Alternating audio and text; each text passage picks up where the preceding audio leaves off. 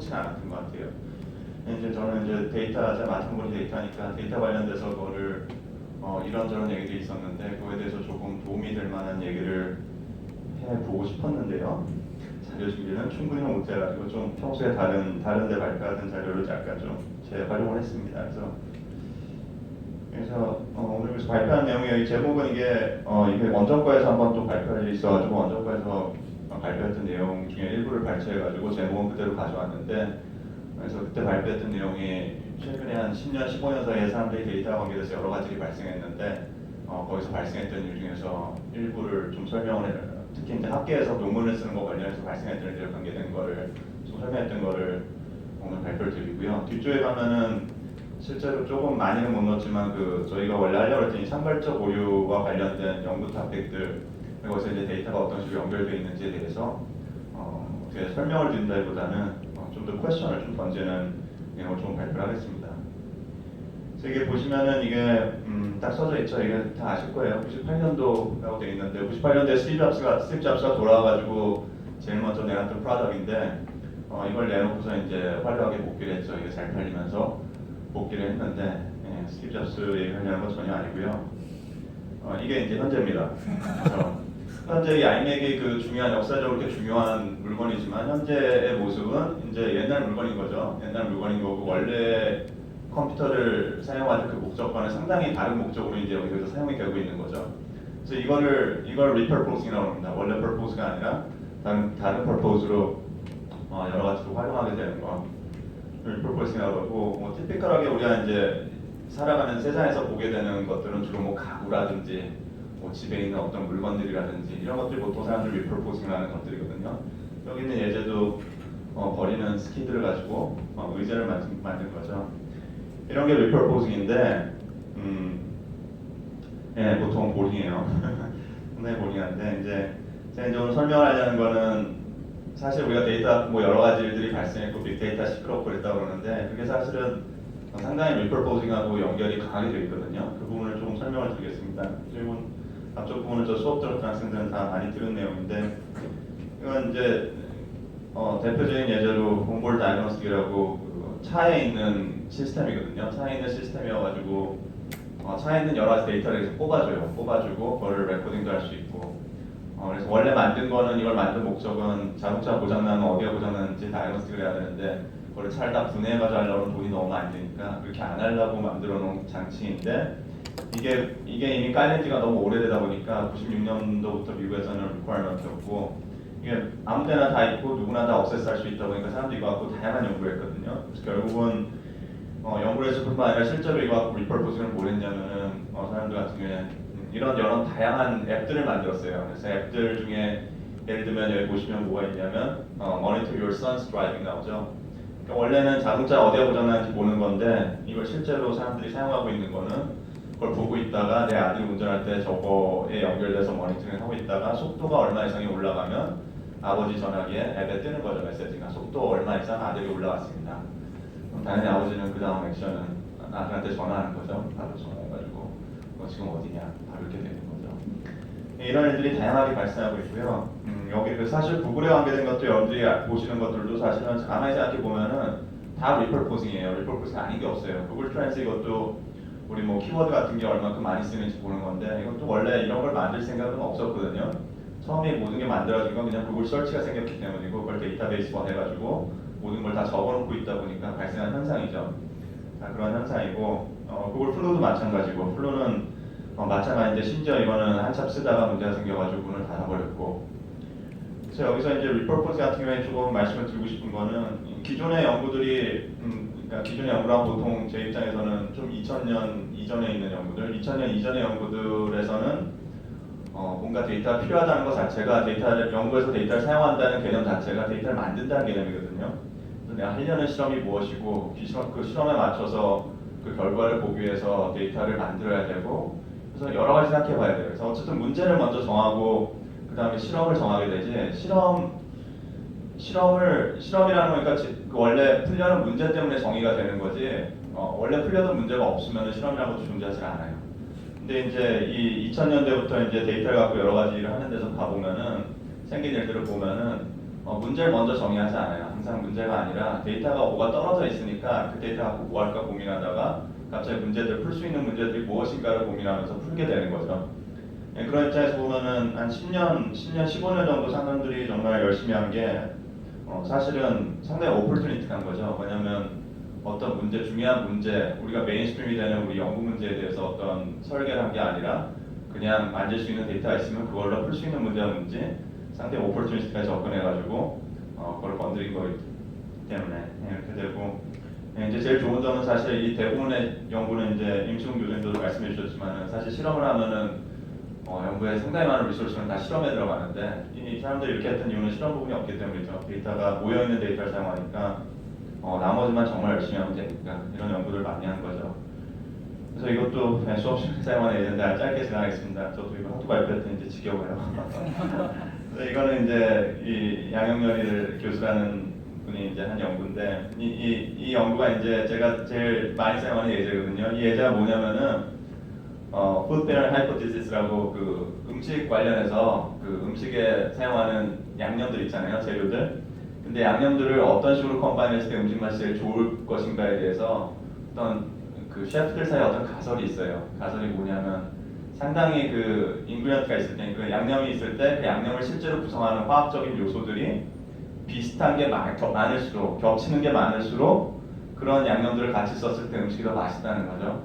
그래서 잘 팔린다 이런 건데 그거에 대해서 이제 늘 그렇게 알려져 있던 전혀 검증이 안 된 내용인데 그거를 이 사람이 이제 데이터를 갖고 검증을 하기 시작했어요. 근데 검증을 어떻게 했냐면은 그냥 별게 아니고 그 사람들 레시피 책들 있잖아요. 이 요리는 어떻게 만듭니다. 뭐 이런 게 온라인에 보면 잔뜩 있는데 거기 보면은 양념을 뭘 쓰는지가 그냥 써져 있잖아요. 그래서 그냥 음식을 그냥 만드는 걸 좀 모았어요. 그냥 최대한 많이 모아가지고 거기 들어가는 양념들이 어떤 식으로 컴바인되어 있는지 볼 수가 있으니까 그걸 갖고 그냥 분석을 했습니다. 그래서 원래 이분이 원래 이 피직스 쪽에서 이제 컴플렉스 네트워크 어널리시스 하는 분이 지도 교수이다 보니까 그분도 이런 연구를 많이 하시고 그런 연구를 해가지고 실제로 이런 결과를 냈어요. 결과를 내가지고 양념들은 어떤 관계가 있다 뭐 이런 연구들을 결과를 내고 결론은 뭐냐면 제가 연구 내용을 말해야 되는 거 아니기 때문에 결론은 뭐냐면은 그래서 이 서구권에서는 실제로 그렇다. 서구권에서는 실제로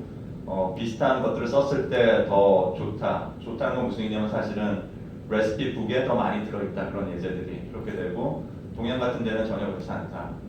그래서 그런 결론을 내리거든요. 그래서 뭐 결론은 뭐 재밌긴 한데 뭐 이게 뭐 셰프들한테 그렇게 중요한 내용인지는 잘 모르겠고 근데 어쨌든 이런 식으로 연구가 많이 진행이 됐다는 거죠. 이런 식으로 연구가 많이 진행이 됐던 시기가 제가 생각하기에는 한 2012년, 13년대까지 그랬는데 한 10년에서 한 12년, 13년 그때가 가장 피기였던 것 같아요. 이런 종류의 뭔가 뭐라도 데이터가 있습니까? 라는 질문을 연구자들이 정말 많이 하고 그 데이터를 받아올 수 있으면 받아다 어떻게든 문제를 만들어서 결과를 뽑아내는 연구를 하던 시절. 예, 지금도 물론 중요한 연구긴 한데 예, 그런 연구들을 하고 있죠. 사실 그래서 이런 경우는 이 예제 같은 경우는 데이터를 봐봐도 정말 단순해요. 제가 아까 말씀드렸던 뭐 음식 그냥 어느 나라 음식이고 거기 들어가는 재료가 뭔지 쭉 나오고 예, 보시면은 뭐 쭉 나오고 그 재료 하나밖에 없는 뭐 이상한 음식도 있죠. 어쨌든 간에 그런 레시피가 있는 것들을 다 모아서 이렇게 하는 거고 이런 연구들을 사람들이 많이 했습니다. 그래서 그런 걸 다시 또 잘 생각해 보면은 우리 학교에서도 하는 연구 중에 우리가 만드는 데이터 중에 특히 빅데이터라고 그러면서 하는 연구의 상당히 많은 부분은 여기 보이는 이 데이터들이거나 뭐 여기서 조금 더 멀리 떨어진 조금 더 떨어진 정도 그런 데이터 정말 많거든요.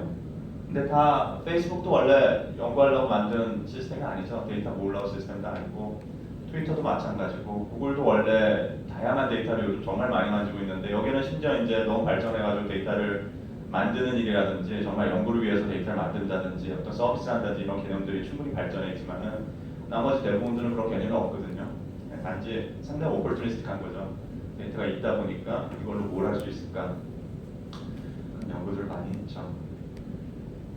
그래서 이거는 좀 그냥 개념적인 설명인데 이거는 이제 제가 옛날에 했던 연구인데 이게 제 입장에서는 좀 그래서 이 데이터에 대해서 사람들이 연구하면서 했던 거에서 발생한 현상들을 좀 봐보면은 저는 상당히 이런 느낌이에요. 이거는 제가 한 15년, 20년쯤 전에 하는 연구인데 그 당시에 이제 그 시그널 프로세싱 관계해 가지고 오퍼튜니스틱하다는 게 무엇인가에 대한 연구가 상당히 중요한 토픽이었는데 거기서 했던 연구는 이런 거예요. 이건 정말 시스템 연구예요. 시스템인데 이 예제가 뭐냐면 이제 셀폰이 이제 처음 생기던 시절, 생기고 좀 어느 정도 자리 잡던 시절에 이게 커패시티가 상당히 좋아야 되는데 데이터를 충분히 많이 주고받을 수 있어야 되는데 그거라는 방법 중에 하나가 그 멀티 유저 디버시티라는 테크닉이 있어요. 사실 제가 이걸 이 생각 97년인가 처음으로 했었는데 그때 바로 논문을 썼어야 되는데 한 3년쯤 있다 썼거든요. 그 사이에 약간 밀렸습니다. 네, 어쨌든 이 개념이 뭐냐면은 아주 단순해요. 그냥 이게 보통은 이제 리소스를 나눠줄 때 지금 데이터를 얘한테 보내고 자 이제 차례가 됐으니까 다음 사람한테 보내고 또 다음 사람한테 보내고 뭐 이런 식이거든요. 리소스를 나눠받는 방식이.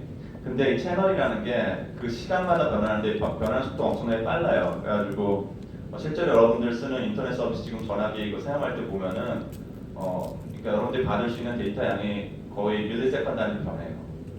되게 많이 받을 수 있는 순간이 있고 적게 받을 수 있는 순간이 있어요. 이게 그냥 전파의 특성이에요. 근데 그런 상황인데 이거를 픽스트로 하고 있는 건데 디버시티라는 걸 이제 가져와서 이제 어떻게든 그 문제를 해결하려고 하는 개념들을 잔뜩 가져오는데 그 개념 중에 하나가 사람들이 많이 있으니까 사람들에 대한 디버시티를 활용하는 거죠. 그래서 여러 사람들이 있기 때문에 간단하게 얘기하면 그냥 그때그때 채널 좋은 사람한테 채널 어사인하는 거예요. 조금 기다리더라도.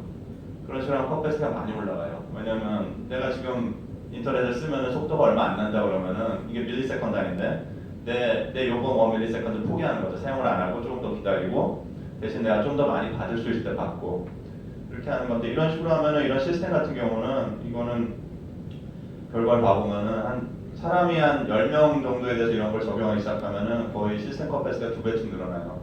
2배, 3배 이렇게 쭉쭉 올라가기 시작하거든요. 이건 뭐 시스템 얘기인데 근데 이게 데이터를 보고 있으면 딱 그 느낌이에요. 다 2000년대 우리가 그리고 보통 빅데이터를 뭐 풀 수 있지 않을까요? 얘기할 때도 제가 받는 느낌은 정확하게 다 이 느낌이에요. 뭔가 데이터가 있으니까 이걸 쳐다보는 사람이 한 명일 때는 되게 어렵거든요. 근데 뭐 보통 뭐 소셜 데이터 같은 경우는 뭐 10,000명, 10만 명 단위로 그 연구를 하고 있지 않을까 싶은데 제 혼자 생각에 그러니까 데이터셋에 정말 좋은 데이터기만 하고 정말 다양한 정보만 숨어 있다면은 이 연구자의 디버시티라는 게 정말 막을 수가 없는 힘이거든요. 상당히 많은 사람들이 이걸 다 보고 있는데 사람들마다 다 보는 관점이 다 달라요. 데이터가 워낙 크고 다양한 내용이 있다 보니까 그러다 보니까 상당히 좋은 결과가 많이 나오죠. 좋은 결과 많이 나오고 상당히 재밌는 현상들이 많이 발생했고 그렇긴 하지만 그것도 가만 생각해보면 데이터셋이 정말 한정돼 있어요. 정말 제한된 몇 개의 데이터셋 그게 특히 이제 퍼블릭으로 오픈되어 있거나 약간의 돈을 주고 살 수 있는 데이터셋인 경우에 아카데미에서 정말 많은 연구를 수행을 한 거죠. 그래서 이거 그런 경우에 이제 그 당시에 이제 많이 발생했던 일이 이게 데이터가 오픈되고 이런 게 생긴 것 자체가 역사가 아주 길지 못하다 보니까 하여튼 뭐라도 먼저 가서 깃발을 꽂는 게 너무 중요했거든요. 다들 기억하실 거예요. 그 2000년대 10년 근처에서는 늘 우리가 하던 중요한 얘기 중 하나가 좋은 데이터 없냐. 그냥 뭐 제일 먼저 가야 되거든요. 제일 먼저 볼 수만 있다면 할 수 있는 일이 많았으니까. 그런 종류의 연구를 많이 했던 거죠. 그래서 이거를 조금 제가 드리려는 말씀은 이게 상당히 오퍼튜니스틱해요. 데이터에 대한 연구를 했던 것과 사람들이 이거를 다뤘던 방식 자체가 오퍼튜니스틱하다는 게 어떻게 오퍼튜니스틱하냐면은 그 데이터가 먼저 정해지고 거기서 할 수 있는 연구를 할 수 있는 사람들이 다 뽑아내는 거거든요. 그렇기 때문에 어떻게 보면은 그러니까 특히 이제 학문하는 분야들 따라서 이제 이건 말도 안 되는 연구다라고 생각하시는 분들도 많이 있고 특히 전통적인 연구 방식을 고집하시는 분들은 또 아니면 새로운 걸 하시는 분들 입장에서는 이게 진정한 연구다. 옛날에 도저히 볼 수 없는 걸 상당히 빠른 속도로 뽑아낸다 이렇게 보시는 분들도 있는데 다 맞는 얘기인 것 같아요. 다 맞는 얘기고 다만 제 입장에서는 이거는 그냥 데이터셋이 하필이면 이런 중요한 것들이 생겨났기 때문에 이게 연구하려고 생겨난 게 아니라 어떤 다른 목적이 있어서 생겨났는데 그 다른 목적이 워낙 성공적으로 가다 보니까 데이터셋이 워낙 커졌고 좋은 정보가 모여 있었고 그러다 보니까 거기서 많은 연구자들이 뽑을 수 있는 걸 뽑은 거고 근데 그걸 다 뽑아봤자 세상에 있는 문제 중에 아주 사실은 작은 부분밖에 커버를 못하는 거죠. 근데 대신 그 뽑을 수 있었던 분야의 문제들에 대해서는 이 발전의 속도라는 게 기존의 발전 속도와 비교가 안 되는 거죠. 기존에 이런 걸 이 정도 양의 정보를 가지고 데이터를 가지고서 뭔가를 어떤 결론을 드라이브 한다는 것 자체가 도저히 불가능한 시절이었는데 일정 문제들에 대해서는 그걸 할 수 있는 분야들이 생기기 시작하면서 거기서는 엄청나게 빠른 속도로 발전해버린 거죠. 그래서 이 정도까지가 제가 생각하기에는 한 2010년, 한 12년 그때까지 데이터에 대해서 좀 흘러온 좀 분위기인 것 같아요. 그래서 이런 거였는데, 자 이렇게 생각해 보면은 다시 원래로 돌아와서 우리 연구팀에서 좀 풀라고 했더니 이제 창발적 오류라는 거에 대해서 이제 그 early problem sensing 우리가 원래 잡았던 답이 건데 사회에서 발생하는 다양한 문제에 대해서 과연 우리가 일찌감치 그거를 잡아내가지고 그에 대한 어떤 액션을 취할 수 있겠는가, 잡아내는 부분에 대해서 이제 연구를 하자 이렇게 됐던 건데 이런 관점에서 보면 사실은 이런 데이터를 할 수 있는 부분도 있겠죠. 있긴 있을 텐데 잘 생각을 해봐야 되는 거예요. 이걸로 이런 방식으로 문제를 본다는 게 과연 얼만큼까지 갈 수 있는 것이고 우리가 과연 그러면은 어떤 문제, 사회적으로 중요한 문제를 생각할 때도 임의의 문제를 생각할 게 아니라 사실은 이걸 고려 안 할 수 없거든요. 실제적으로 테크니컬하게 정보가 어베일러블해서 우리가 만질 수 있는 부분과 그걸 뽑아내는 기술이 또 같이 따라와야 되기 때문에 기술적인 부분과 이걸 다 고려했을 때 과연 이게 가능한 것이 무엇인가. 가만 생각해 보면은 그때 저희가 논의했던 문제들 오늘 아침에 좀 다시 한번 쭉 봐봤는데 일정 문제들은 상당히 가능한 대신에 이미 좀 연구가 꽤 되고 있던 문제들인 것 같고 일정 문제들은 문제는 너무 좋은데 사실 과연 이런 정보 우리가 뽑아낼 수 있겠는가 하는 의구심이 저도 그때 제가 써놓고도 1년이 지나니까 역시 마음이 변하더라고요. 교수에 나오면 지도 좀 잊지 마십시오.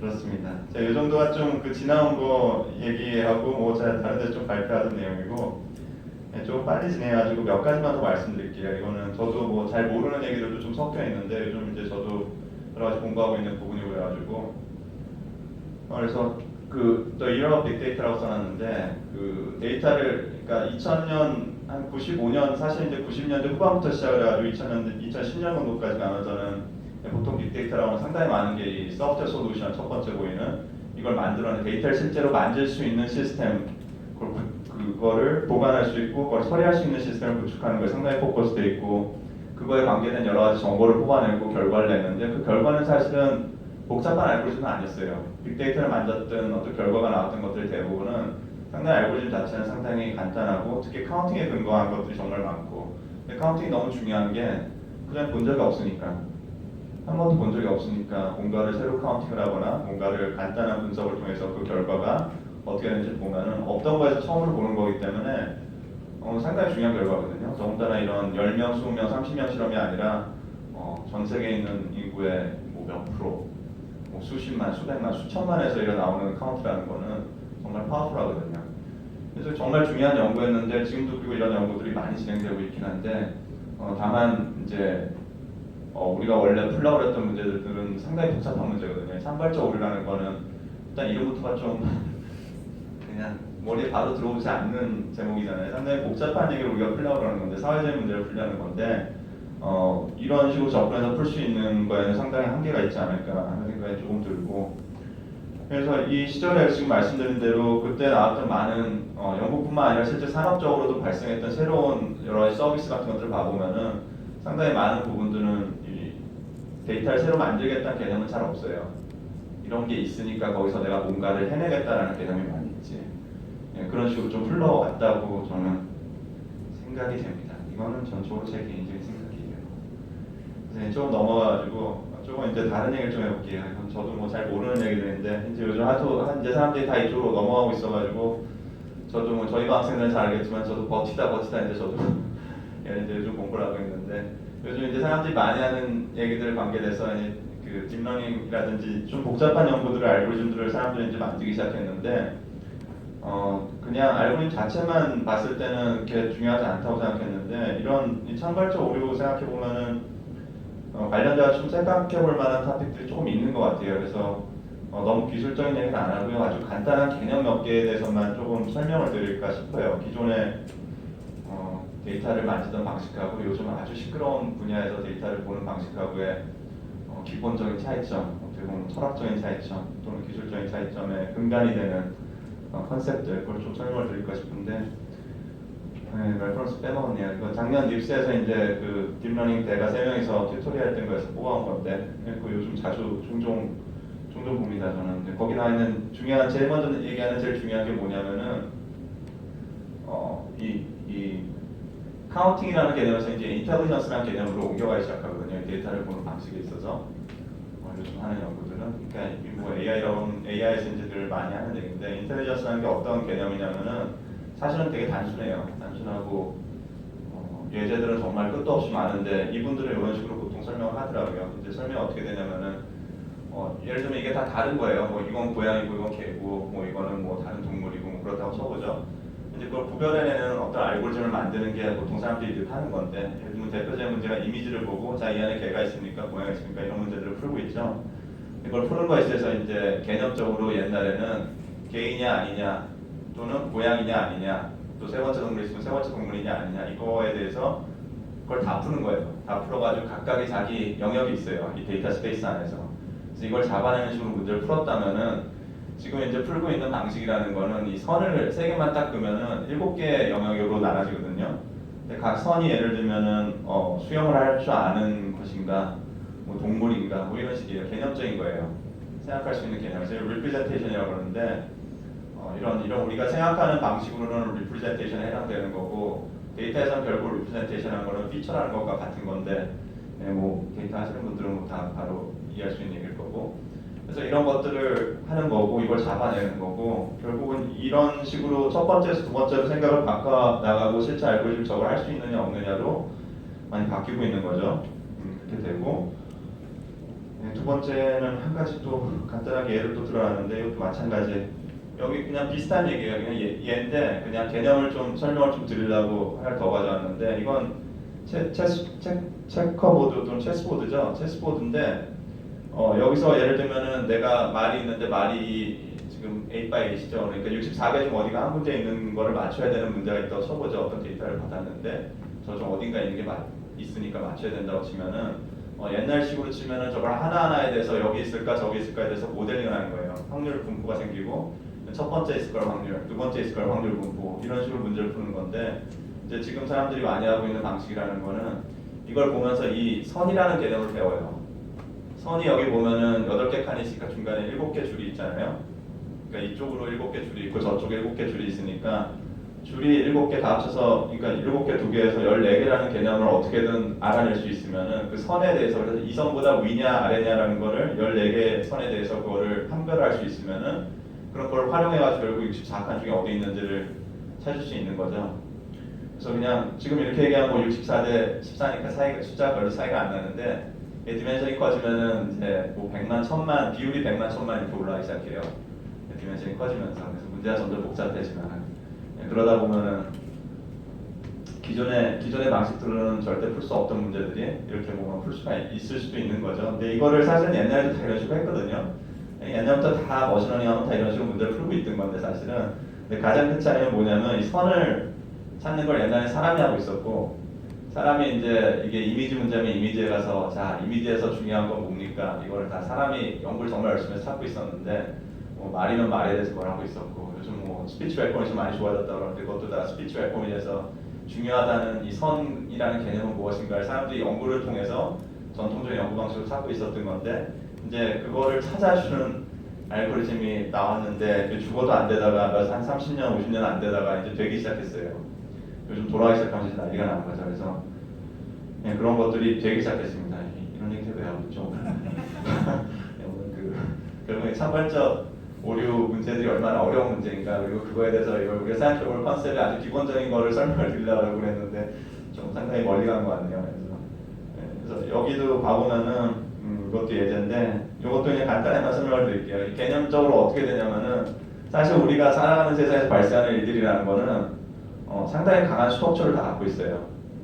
그러니까 우리가 보고 있는 것들 그거에 설명을 해주는 예제가 이제 이거는 이제 최근에 나온 책에 있는 예제인데 예제의 두 가지인데 예를 들면 우리가 눈으로 보는 거에서 저런 거 절대 볼 일이 없어요. 저희가 보는 세상에서 텔레비에도 저런 화면이 나올 일은 시청 시간이 끝났을 때 외에는 없어요.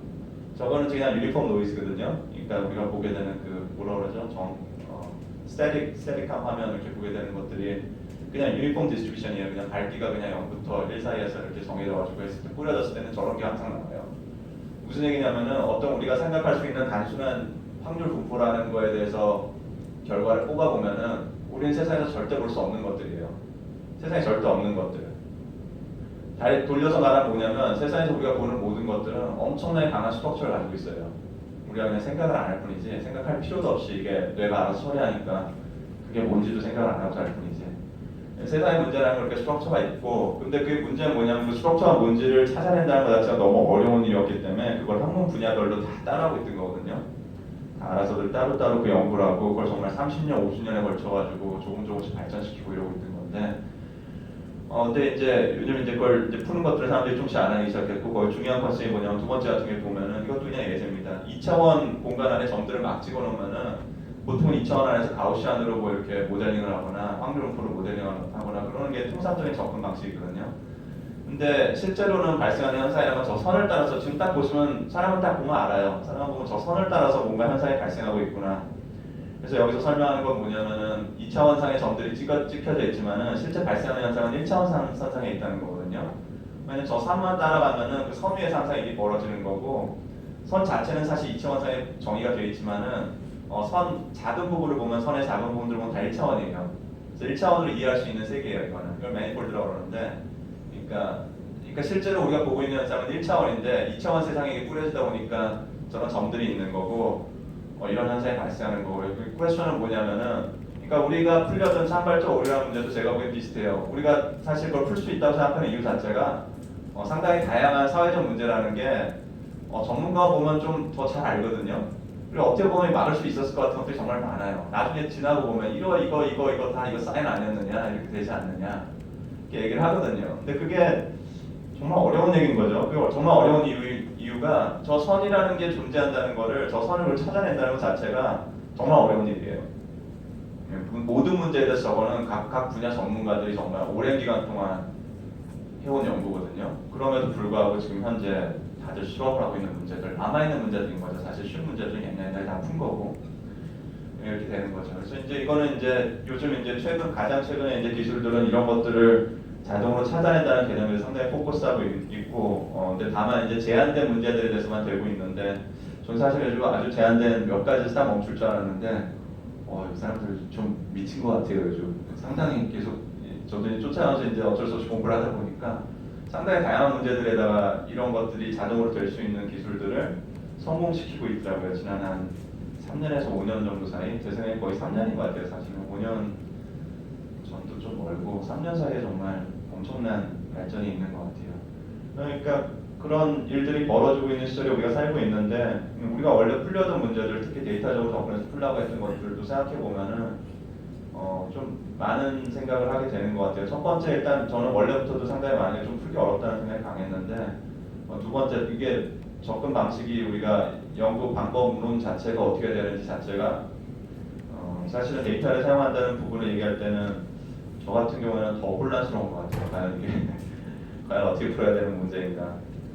그래서 거의 끝나갑니다. 이제 이거는 이제 그 딥러닝 내가 설명해서 했던 그 슬라이드의 마지막 부분인데, 거기서 그분들이 이런 식으로 설명을 하더라고요. 저도 상당히 확실히 대가들이 하는 말은 좀 다르다 생각이 드는데, 첫 번째 이제 기존에 해오던 이제 기계학습 방식으로 해오던 것들의 많은 부분들은 아까 제가 설명드린 그 확률이라는 개념, 확률이라는 개념이 정확하게 뭐냐면은, 우리가 실제로 모았던 데이터셋이 있으면은 그 데이터셋의 surface에 보이는, 그러니까 표면적으로 보이는 어떤 확률 분포, 그리고 우리가 생각했던 어떤 모델, 확률 모델을 갖다 넣고 거기에서 결국 잡히는 파라미터들, 그런 식으로 우리가 세상을 보고 해석을 하고 문제를 풀었던 건데, 그랬을 경우에는 데이터가 충분히 많은 부분들은 확률 분포가 잘 정확하게 그려져 있기 때문에 문제가 없어요. 근데 세상에 있는 문제들은 너무 복잡하다 보니까 데이터가 100만, 1000만이 돼도 세상에 있는 우리가 살아가는 이 구조라는 건 너무 복잡해서 1000만 개의 점이 있어도 충분한 점이 안 되거든요. 상당히 많은 문제들은. 랭귀지 같은 게 되게 대표적인 예제예요.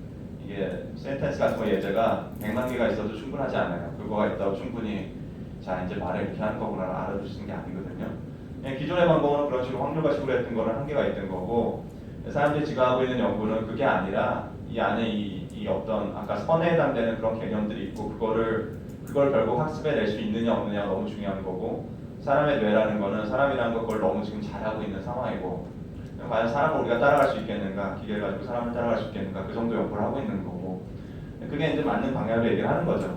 이제 시절이 참 옛날엔 도저히 상상도 할 수 없던 얘기인데 이게 이제 되기 시작했다는 게 재밌는 것 같아요. 그렇게 됐고, 세 번째 거 뭔가요? 세 번째 그 얘기예요. 그래서 예를 들면 우리 애기들이 뭘 배우고 이런다는 것 자체가 애들은 이제 세상을 보면 세상에서 발생하는 일들을 말을 배우거나 이런 걸 보면 컴퓨터랑 비교도 안 되게 잘 배우는데 그 이유 자체가 이런 그 선에 해당되는 것들, 그 스트럭처에 해당되는 것들을 학습하는 능력이 있기 때문이고 기존에 있던 알고리즘이나 이제 모든 소프트웨어들은 그걸 학습하는 능력은 없었기 때문에 불가능했던 거고 그런 얘기를 하는 겁니다. 그래서 이런 얘기를 이제 했는데 그래서 뭐 하나 더 있네요. 이것도 최근에 좀 흥격이 있던 슬라이드인데. 그래서 요즘은 이제 그 기존에 아까 제가 그 리플포싱 얘기를 했는데 기존에 있던 데이터, 페이스북 데이터를 비롯한 이제 여러 가지 세상에 기계적인 데이터도 사실 존재하는 데이터가 정말 많고 모비디 데이터가 대표적인 예제고 그런 데이터를 이용한 연구들을 많이 했는데 이제 사람들이 점점 이제 생각하는 게 조금씩 바뀌는 거예요. 제가 보기에는 첫 번째는 좋은 데이터를 만든다는 게 얼마나 가치 있는지를 알기 때문에 과연 만들어서 내가 정말 잘할 수 있는 게 무엇인가에 대한 이해가 좋아지면서 실제 만들기 시작하는 부분들이 있는 거고 여기 나온 거는 이제 인공위성 요즘 최근에 이제 저도 원래 이건 관심이 없었는데 이유가 있어서 좀 쳐다봤는데요. 인공위성으로 사진을 하루에 한두 번씩 계속 찍어요. 전 세계를 계속 찍어가지고 매일매일 변하는 걸 보고 있으면은 이제 세상에 돌아가는 일이 뭔지를 할 수가 있는데 옛날 알고리즘이 안 좋아서 못했는데 요즘 알고리즘이 이렇게 돼요. 그래서 이걸로 하는 다양한 일들이 있고 그래서 지금 드리려는 말씀은 어쨌든 데이터를 리퍼포징 한다는 패러다임에서 만든다는 패러다임으로 많이 넘어가고 있고 만든다는 생각을 할 때 또는 리퍼포징도 마찬가지인데 그 사람들이 하는 중요한 생각 중에 하나가 뭐냐면은 과연 그거에서 내가 뭔가 하려는 거에 대한 알고리즘이 준비가 돼 있는가 알고리즘 지금 준비가 돼 있으면 그거에 맞는 데이터를 모을 수만 있으면은 바로 뭔가를 해볼 수 있는 거니까 그러니까 알고리즘하고 데이터가 같이 돌아가는데 조금 더 옛날에는 그러니까 지금까지 상당히 중요한 트렌드가 오퍼튜니스트였다면은 지금은 이제 다시 설계로 다시 돌아왔어요. 제가 보기에는 사람들이 이제 우리가 갖고 있는 것들을 배경으로 과연 우리가 풀 수 있는 문제는 무엇인가를 이제 가설을 우리가 다시 세우기 시작한 거죠. 예, 그리고 실제로 이제 알고리즘 같은 경우도 봐보면은 이제 데이터 쪽 관계된 부분도 봐보면은 인더스트리에 완전히 밀려가지고 사실 학계에서는 아무것도 못하고 있었거든요. 한 10년 정도. 근데 이쪽으로 이제 이렇게 복잡한 쪽으로 올라오니까 또 다시 또 패러다임이 또 바뀌어요. 또 학계 쪽으로 또 다시 넘어가요. 학교 쪽에서 또 다양한 걸 또 리딩을 하고 인더스트리에 가 있는 사람들 다 학계 사람으로 다 물갈이가 되고 그런 일들이 벌어지는 것 같아요. 자, 이런 이상한 얘기를 많이 했는데요. 이걸 한 얘기는 그냥 우리가 이머전 에러에 대해서 같이 연구를 하려고 모였는데 이게 좀 많이 어렵더라고요. 쉽지 않다는 생각이 좀 많이 들고 간단한 예인데요.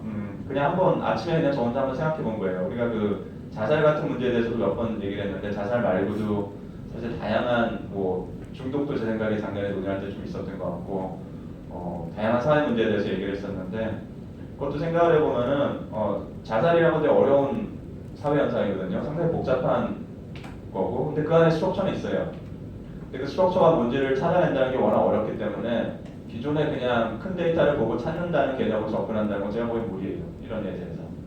그런 식으로 우리가 이런 어려운 문제, 연구 문제를 접근해 나가면 제 생각에는 결국 그냥 통계를 보게 되는 거지 어떤 유의미한 좀 더 좋은 뭐가 나올 것 같진 않아요. 근데 좀 생각해 볼 만한 거는 요즘 제가 지금 말씀드린 이런 일들이 벌어지고 있다 보니까 이거는 이제 좀 더 그냥 그 발생 현상보다는 실제로 전번에 이제 유명성 선생님하고 같이 얘기할 때 제가 좀 듣고 그냥 한번 생각해 본 건데 이런 것들이 이제 대표적인 거죠. 이제 빅데이터 문제가 아니라 이제 이건 파퓰레이션 바이어스를 보는 건데 실제로 자살을 한번 시도했던 사람들 같은 경우에는 SNS로 계속 트래킹을 해보면 상당히 좋은 결과가 있었다고 그러더라고요. 최근에 이제 이것도 이제 실제로 했던 연구 결과인데 그렇죠. 아무래도 첫 번째 자살을 시도했던 적이 있는 분들은 다음에 다시 시도할 확률이 워낙 높다 보니까 그 사람들이 한정지어서 그 안에서 조금 더 어떤 사인을 보여주고 있는 사람과 아닌 사람을 구별하면은 상당히 중요한 결과가 나올 확률이 훨씬 높은 거죠. 근데 정말 정보가 많긴 하지만 그냥 SNS 전체를 뒤져서 뭔가를 찾으려고 그러면은 제가 아까 보여드린 그 화면 같은 거예요. 그 텔레비 화면. 그런 랜덤한 디스트리뷰션에 해당되는 것들이 정말 많은데 근데 그것만 그러니까 그렇게 설명 안 될 거 아니에요. 세상에 있는 이런 이미지에 해당되는 것들이 너무너무 많은데 그 안에서 사실 아주 특정한 걸 찾으려는 건데 그게 뭔지도 설명도 못해요 우리가. 그러면 그 설명할 수 있는 걸 찾아야 되는데 사실은 설명이 끝나고 나면 찾는 건 문제가 아니거든요. 근데 그게 뭔지 설명하는 게 너무 어려운 문제거든요. 그거를 데이터로 풀 수 있는 문제 아니에요. 그건 전통 연구를 풀어야 되는 문제인 거죠. 데이터로 그걸 도와줄 수 있겠죠. 같이 할 수 있고 이런 경우에는 또 이렇게 내로나와 했으면 이거는 저 데이터 문제도 아니고 전통 것도 아니고 그냥 파퓰레이션 자체가 워낙 몇 퍼센트 30, 40% 이런 식으로 상당히 많은 사람이 어차피 그럴 거기 때문에 약간 그냥 그 사람들만 특성만 해줘도 상당히 좋은 결과를 찾을 수 있는 거고. 두 번째로 좀 생각해 볼 만한 거는 이런 문제들 풀 때 전통적인 데이터 문제 푸는 거에서 가장 중요한 테크닉 중 하나가 뭐냐면은 아주 강한 패턴을 찾는 거거든요. 어떤 랜덤한 확률로 발생할 수 없는 시그니처가 있어요. 상당히 많은 세상 현상에는. 그런 현상들이 있는데 상당히 많은 문제들이 그런 게 있는데 그걸 찾을 수 있으면 또 해결이 돼요. 자살 문제 같은 경우도 말도 안 되는 예제를 들어볼게요. 제가 내용을 실제 예제를 들 만한 좋은 걸 모르기 때문에. 근데 어떤 사람이 비디오를 올리는데 박수를 3번 친 다음에 3바퀴 돌고 자리에 앉는 거, 자기가 그러고 있는 거를 비디오로 올립니다. 근데 그런 사람들은 다 보니까 한 달 안에 자살을 시도하더라. 그럼 이건 당연히 쉽게 찾죠. 그럼 비디오를 누가 올려요, 도대체? 그러니까 그걸 자살하는 사람들이 정말 그게 발생하는 현상이라면은 정말 그런 현상에 해당되는 그런 시그니처가 있는 일들이 있다 그러면 이거는 랜덤하게 발생하지 않는 일인데 그 발생할 현상, 수어사이드와 너무 관련이 깊은 어떤 시그니처가 있는 거기 때문에 이건 되게 큰 힘이 돼요. 이거 되게 어려워요. 근데 이런 걸 찾는다는 것 자체가. 그리고 대부분의 세상 현상이라고 이런 게 없어요. 있어봤자 확률적인 분포 자체가 아주 디스팅트하게 보이질 않아요. 상당히 힘들죠.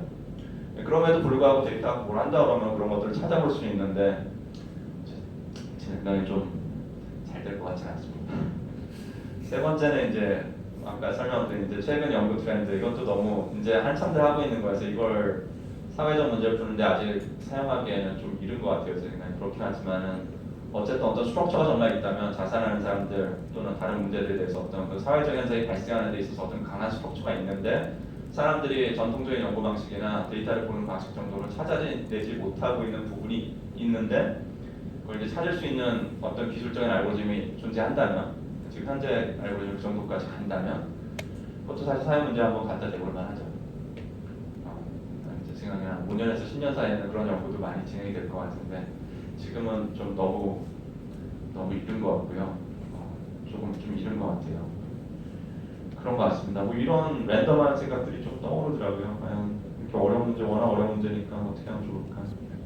마지막 슬라이드인데요. 이것도 그냥 혼자 생각해 본 겁니다. 그래서 보통 이런 문제들을 풀려고 그럴 때 예를 들어 데이터를 사용해서 이런 어려운 사회 문제를 어떤 식으로 좀 풀고 발전시킬 것인가라는 이런 복잡한 논의를 할 거면은 보통 어떤 토의 프로그램이 있어야 되거든요. 우리가 이게 뭔가 우리가 그거에 대한 방법론이나 어떤 결과가 좋아지고 있는지 안 좋아지고 있는지 우리가 판단할 수 있는 좋은 문제를 만들어야 되는데 아무리 생각해봐도 이 토의 프로그램 만드는 것도 너무 어려워요. 사실은. 토익 프로그램이 근데 많이 우리가 만들 수 있다면 도움이 될 수 있죠. 정말 좋은 연구가 될 수 있죠. 그리고 또 하나 중요한 거는 이제 시절이 바뀌어가지고 이 좋은 문제라는 거, 좋은 토익 프로그램이라는 게 뭐냐면은 사실은 기술적으로도 그러니까 기술적인 면에서도 여러 가지 조건을 만족을 해줘야 되고 결국 사회 문제가 결국 우리가 풀려는 문제니까 사회적인 문제라는 관점에서도 여러 가지 중요한 조건들을 만족을 해줘야 돼요. 잘 없어요. 딱 맞추는 거예요. 근데 이걸 만족을 못하면 제 생각에는 단기간에 어떤 연구를 해서 결과를 낸다는 건 상당히 어려운 일인 것 같아요. 이런 관점에서 이제 또 작년에 저희가 논의했던 문제들을 좀 생각해 보면은 조금 어렵다는 생각이 많이 듭니다. 그러니까 저희가 좀 고민을 훨씬 더 많이 해야 된다는 생각. 특히 이제 다른 부분보다도 이제 저희가 이제 데이터를 사용해서 뭔가를 발전시키겠다는 얘기를 했던 부분에 대해서는 적어도 조금 고민을 많이 해봐야 되는 어려운 문제들이 아니었나 좀 그런 생각이 조금 듭니다. 그래서 제 발표는 여기까지로 마치겠습니다. 감사합니다. 네, 작년에 CRC 제안서의 PI를 맡은 입장에서 참